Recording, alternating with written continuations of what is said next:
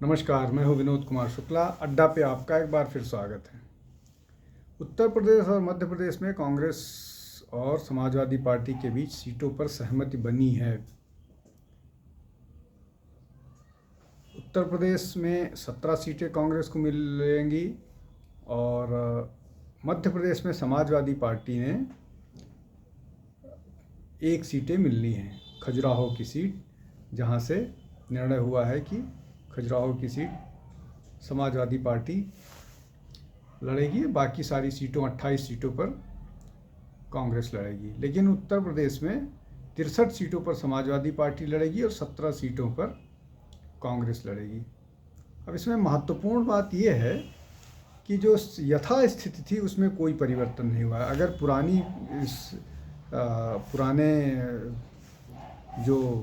पुराना सीट का बंटवारे की बात हो रही थी, जब ये कहा जा रहा था कि समाजवादी पार्टी ने सब कुछ यूनिलेटरली एक तरफा निर्णय करना शुरू कर लिया है, उस व्यवस्था में अगर जाएं तो समाजवादी पार्टी ने आरएलडी, जो उस समय INDIA अलायंस का हिस्सा था, उसको 7 सीटें देने का निर्णय किया था और कांग्रेस को 11 सीटें देने की घोषणा अपनी तरफ से कर दी थी।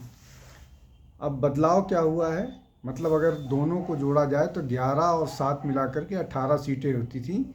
बाकी 62 सीटों पर समाजवादी पार्टी को लड़ना है। अब नई व्यवस्था में 63 सीटों पर समाजवादी पार्टी लड़ेगी और 17 सीटों पर कांग्रेस लड़ेगी। मतलब 1 सीटें अब समाजवादी पार्टी ज़्यादा लड़ेगी।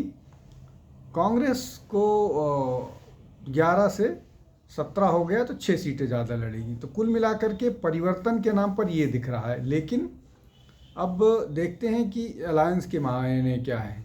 जाट वोट इस अलायंस से चला गया है। आरएलडी अब एनडीए का हिस्सा है। कांग्रेस के पास अपना कोई वोट बैंक अब बचा नहीं है उत्तर प्रदेश में, कम से कम। और ओबीसी यादवों को छोड़ करके, अगर यादव वोट छोड़ दिया जाए तो बाकी सारा ओबीसी समाजवादी पार्टी से खिसक गया है। मुस्लिम मतदाता जो पहले अगर अलग अलग लड़ते, कांग्रेस समाजवादी पार्टी अलग अलग लड़ते, तो थोड़े बंटवारे की गुंजाइश थी। कुछ समाजवादी पार्टी, कुछ बहुजन समाज पार्टी की तरफ जाने की गुंजाइश थी।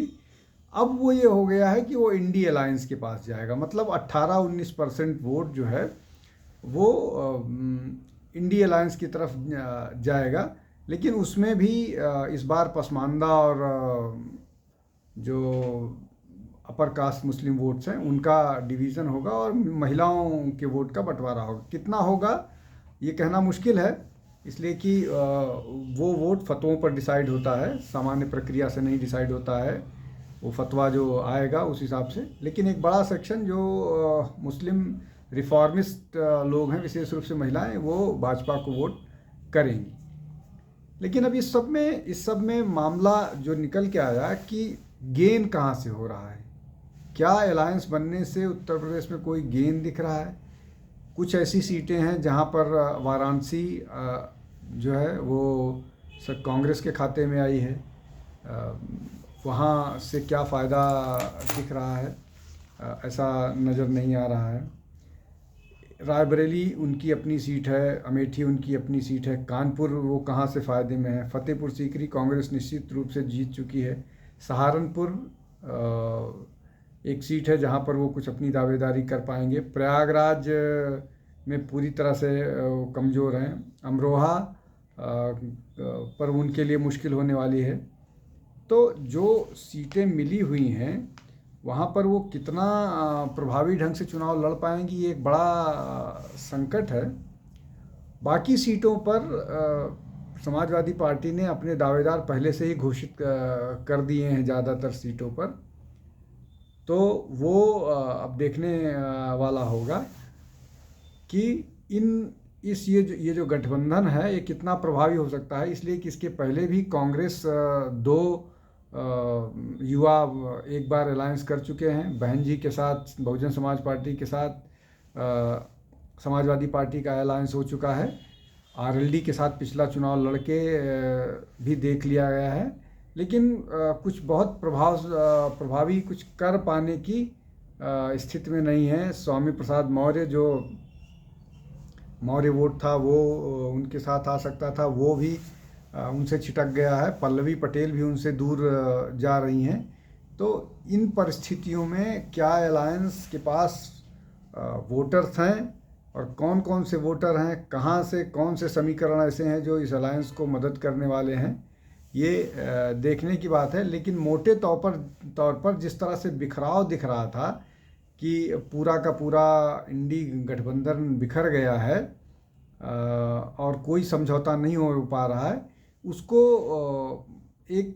उसको एक स्थापित करने के लिए ये अलायंस होता हुआ दिख रहा है। हालांकि कहा यह जा रहा है कि इसमें प्रियंका गांधी की बड़ी भूमिका रही है, जो पूरे के पूरे जो राहुल गांधी की यात्रा है उससे गायब हैं। खबरें इस तरह से भी आ रही हैं कि दिल्ली में भी कुछ आम आदमी पार्टी के साथ सहमति बन सकती है। कहा यह जा रहा था लगभग 1 महीने पहले इस तरह की खबरें आ रही थी कि 4 सीटों पर आम आदमी पार्टी लड़ेगी और 3 सीटों पर कांग्रेस लड़ेगी वहाँ पर भी। लेकिन क्या लोकसभा के चुनाव में ये 1+1 कोई मददगार साबित हो पाएंगे इस अलायंस के लिए? थोड़ा और इंतज़ार करना होगा। कल फिर इसी तरह के विषय पर आपके सामने हाजिर होऊंगा। देखते रहिए, हमारे साथ अड्डे पर जुड़िए, हमारे चैनल को सब्सक्राइब कीजिए। बहुत बहुत धन्यवाद।